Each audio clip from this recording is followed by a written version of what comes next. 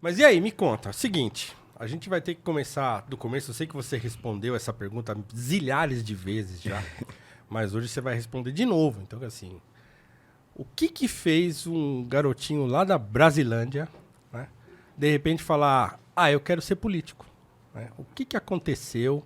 Qual foi o grande lance, assim, que você falou, agora eu vou ter que fazer alguma coisa? Diz aí. Olha, eu costumo dizer que essa é uma história bem improvável, né? Porque geralmente, quando você ouve falar de pessoas que têm uma história parecida com a minha e chegam na política assim, geralmente a pessoa ela já tinha um sentimento político, né, ali dentro, de alguma forma. Mas comigo isso não aconteceu. Eu cresci, nasci na Brasilândia, né, mas cresci na cidade de Carapicuíba, estudei a vida inteira em escola pública. Minha mãe era uma auxiliar de limpeza e o meu pai era um garçom, né? Mas meu pai eu não conheci porque ele desapareceu pouco tempo depois de eu ter nascido. E ao longo da minha vida escolar, ali, sendo criado pela minha mãe, eu nunca tive ninguém na minha família, ou no meio da escola, ou na minha convivência, que tivesse qualquer conexão com a política.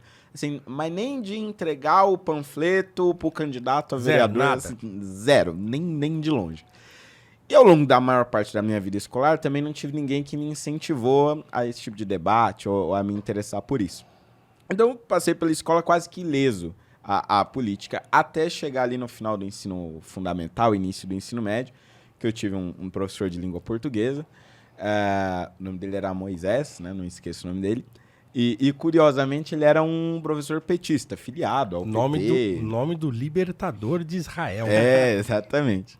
E filiado ao PT e tudo mais. E foi ele que começou a me incentivar, não a entrar para a política, mas a estudar, né? Estudar mesmo, me debruçar sobre os livros, ler por conta própria, pesquisar assuntos na internet. E principalmente as cotas raciais, que é o tema que eu mais falo hoje, né, de longe. E aí, graças àquele professor, eu comecei a estudar mais coisas relacionadas a políticas, a conhecer autores liberais e a formar o meu posicionamento mais alinhado com a direita. E anos mais tarde, isso foi em 2010, 2011, e em 2015 é quando eu vou conhecer o MBL. Na época eu era recepcionista de um cursinho pré-vestibular, já gravava alguns vídeos falando sobre política.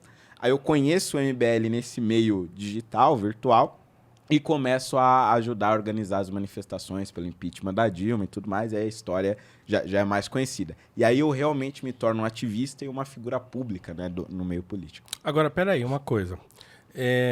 Quando você começou a ler sobre política, o que te fez cair nos autores liberais? Porque você poderia muito bem ter caído... Poderia ter virado um chavoso, porque era Brasilândia também. Exatamente, Brasilândia, né? Poderia Verdade. ter virado um chavoso, poderia ter tido acesso mais fácil a autores mais à esquerda, assim, e ter sido... o futuro teria sido todo diferente, provavelmente. Então, o que te fez cair nos autores liberais? Olha, eu acho que o que me fez realmente cair foi a discussão sobre o sistema de cotas raciais. Porque você já era contra antes de ler. Porque a concepção do sistema, ela me incomodava, né? Tá. A reserva de vagas a candidatos negros. Isso me incomodava, mas eu não tinha nenhum conhecimento teórico, não sabia como funcionar, não sabia nem o porquê disso. Então eu comecei a estudar, primeiro a lógica de quem defendia, naturalmente, como meu próprio professor, inclusive. E aí, mas mesmo estudando pela ótica de quem defendia, aquilo continuava me incomodando. E, de alguma maneira, eu comecei a procurar pessoas que falassem contra aquilo. E aí, na época, eu encontrei o Reinaldo Azevedo, que tinha escrito ali algumas coisas no blog que ele tinha na Veja. O Rodrigo Constantino, que na época ainda tinha os parafusos, mais ou menos, Caramba. no lugar. Cara, Tinha alguns de triste artigos memória. pisou. E aí, em um desses artigos, eu não sei se foi do Reinaldo ou do Constantino, eu encontrei sobre o Thomas Sowell. Ah, tá. Aí comecei a pesquisar sobre o Thomas Sowell. E aí foi a primeira vez que eu vi um negro na posição que eu estava, só que agora, né, com embasamento teórico, falando sobre isso. Aí eu fui entender que Thomas Sowell era um liberal, aí eu fui, bom, então o que é um liberal? E aí isso foi me levando a vários outros autores, e aí eu fui entendendo, bom, eu acho que eu sou esse treco aqui, então. E quando que você virou, tipo, um político meio que profissional? Porque você discursa como um cara que manja muito disso, cara. Você não é, tipo, um garoto que simplesmente discutiu na internet. Você Lá no podcast com o Mano, por exemplo, ele diz que ele não gostaria de te ver como estrategista, mas eu te vejo como estrategista do debate, cara. Como que você aprendeu tudo isso e se transformou nesse cara que está aqui nas redes, transformando isso em capital político, energia de mobilização? Cara, essa é uma dúvida que, na verdade, eu me deparo às vezes, né? Porque muitas pessoas já me perguntaram, pô, mas você fez aulas de teatro, de locução, sei lá, alguma coisa do gênero? E nunca fiz. E, na verdade, sempre fui uma criança muito tímida. Você é tímido ainda. Eu falo para as eu pessoas sou, que não te conhecem. Pessoal, eu falo, tímido. vocês acham assim, porque essa figura pública do Holiday é assim, pessoalmente é outra coisa. Né? Você conversa com ele, ele é todo assim, tímido e tal, não sei o quê. Então, quer dizer, ainda é assim. Então, na verdade, assim, a pergunta seria assim, como é que você encarnou essa figura pública, né? Porque você tem uma persona pública, que é muito diferente de você como pessoa particular, né? E eu acho que isso tem muito a ver com a forma como eu fui jogado nesse meio político. Que pensa, até 2010, 2011, a gente tá falando aí de pouco mais de 10 anos atrás, eu não entendia nada sobre política. Aí eu comecei a estudar sobre, mas ainda era um completo anônimo até 2014, ou seja, menos de 10 anos atrás. E nunca tinha falado em público. Assim, mas nem no máximo para a sala de aula para apresentar o trabalho. Seminário de escola. Seminário da escola, né? Aquilo meio tímido, que você vai lendo o que tá no slide. Esse tinha sido o máximo que eu tinha participado. Aí, no final do meu ensino médio, aí eu acho que foi a primeira experiência mesmo política, não no sentido de estudar política, mas de fazer política. A minha escola ela é ensino regular e o governo começou a implantar o ensino médio integral nas escolas. Só que o conselho de pais tinha que aceitar, os professores tinham que ter uma votação, todo um esquema para você implementar aquele modelo. Que agora ali. não tá assim, né? Os caras estão, os caras estão... Colocando integral. Porque acho que o ano que vem eles querem botar isso na propaganda, mas tudo bem. Exatamente. E na época eu era contra. E era contra por um motivo muito, muito objetivo.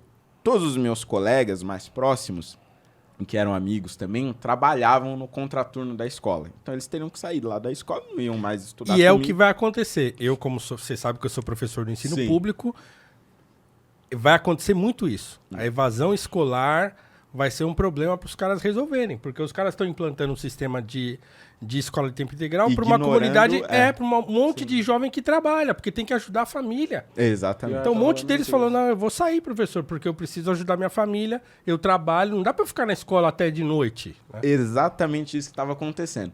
E aí eu revoltadíssimo com isso, comecei a organizar um protesto na escola. Aí eu juntei com os alunos. O negócio é vocação. É vocação. O cara vai fazer bagunça já na escola. E os professores, para minha surpresa, porque qual era a impressão que eu tinha? Que os professores seriam favoráveis, porque, pô, dedicação exclusiva à escola, iam ganhar não sei quantas gratificações, cacete, a 4. Porque eles sabem que isso é cilada. Então. Mas os professores também eram contrários. E então os professores se juntaram comigo, é isso mesmo, vamos fazer um protesto aqui, e bota cartaz, e todo mundo cruza os braços na frente do portão da escola e tal. Chamamos o Estadão fez uma matéria, etc. Enfim, no final a gente perdeu. Virou uma escola de ensino médio integral. Aí você já aprendeu o que é lutar contra o sistema. Né? Exatamente. Só que a partir dali, eu tive que falar em público, né? Então eu já comecei a partir dali a criar essa persona mais ou menos política. Aí passa 2014 inteiro discutindo na sala de aula, que aí eu já estava no cursinho pré-vestibular como recepcionista e tinha uma bolsa. E aí passei 2014 inteiro discutindo as eleições com os meus professores em sala de aula. Também isso acho que foi me ajudando a falar em público, a discutir, a debater. E aí, em 2015, quando a gente organiza a primeira manifestação ali na Avenida Paulista, eu não tinha treinado discurso, não sabia que eu ia falar, eu achei que iam deixar somente para pessoas que já tinham experiência com aquilo. E me jogam um microfone no meio da manifestação. Fala aí. E aí não tinha o que fazer, eu tinha que falar. E aí eu coloquei para fora toda a indignação que eu tinha, etc. E aí depois que eu falei, eu não lembro 1/1000 do que eu falei, que eu tava extremamente nervoso. Uma catarse, porque tava aquele povão todo, né? Exatamente. Aí você vai lá agora eu tenho que falar. Aí você desembucha e fala tudo de uma vez. E aí depois que eu terminei de falar, aí veio as pessoas, caramba, você fala muito bem, etc. Pô, esse menino tem futuro e tal. E aí é que eu comecei a ter noção de que eu talvez tivesse esse talento, esse dom, não sei como chamar, de falar em público. E aí toda vez que eu pego um microfone, eu mais ou menos, né, lembro desse menino que pegou o microfone lá na Paulista e tento encarnar ele em outros microfones. Tá explicado. Mas fora do microfone, eu continuo sendo o menino que eu sempre fui na escola.